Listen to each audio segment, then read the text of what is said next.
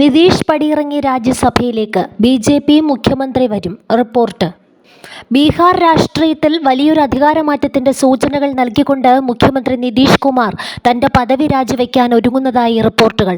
ജനതാദൾ അധ്യക്ഷനായ അദ്ദേഹം സംസ്ഥാന ഭരണത്തിൽ നിന്നും മാറി ദേശീയ രാഷ്ട്രീയത്തിൽ കൂടുതൽ ശ്രദ്ധ കേന്ദ്രീകരിക്കാനാണ് ലക്ഷ്യമിടുന്നത്. ഇതിന്റെ ഭാഗമായി വരാനിരിക്കുന്ന രാജ്യസഭാ തെരഞ്ഞെടുപ്പിൽ നിതീഷ് കുമാർ പത്രിക സമർപ്പിച്ചേക്കുമെന്നാണ് അദ്ദേഹത്തോട് അടുത്ത വൃത്തങ്ങൾ നൽകുന്ന സൂചന. ബീഹാറിൽ നിന്നുള്ള 5 രാജ്യസഭാ സീറ്റുകളിലേക്കുള്ള തെരഞ്ഞെടുപ്പ് പ്രഖ്യാപിച്ച പശ്ചാത്തലത്തിലാണ് ഈ നീക്കം. മുഖ്യമന്ത്രി സ്ഥാനം ഒഴിയുകയാണെങ്കിൽ ബീഹാർ രാഷ്ട്രീയത്തിൽ വലിയ ഭരണപരമായ മാറ്റങ്ങൾക്കും ഇത് വഴി തുറക്കും. നിതീഷ് കുമാറിന് പകരം NDA സഖ്യത്തിൽ നിന്ന് ആര് മുഖ്യമന്ത്രിയാകും എന്നതിനെ ചൊല്ലിയുള്ള ചർച്ചകൾ പാട്നയിൽ സജീവമായി കഴിഞ്ഞു. BJPയിൽ നിന്നോ JDUവിൽ നിന്നാണോ അടുത്ത മുഖ്യമന്ത്രിയാവുക എന്നത് സഖ്യകക്ഷികൾക്കിടയിലെ ചർച്ചകൾക്ക് ശേഷമേ തീരുമാനിക്കൂ.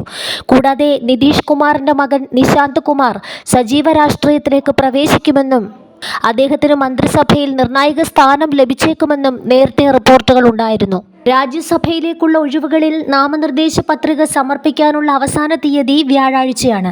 നിതീഷിന്റെ രാജ്യസഭാ പ്രവേശനവുമായി ബന്ധപ്പെട്ട ഔദ്യോഗിക സ്ഥിരീകരണം നാളെ ഉണ്ടായേക്കുമെന്നാണ് ദേശീയ മാധ്യമങ്ങൾ റിപ്പോർട്ട് ചെയ്യുന്നത്. എന്നാൽ JDUവുമായി ബന്ധപ്പെട്ട വൃത്തങ്ങൾ ഇതുവരെ വാർത്തകളിൽ പ്രതികരിച്ചിട്ടില്ല.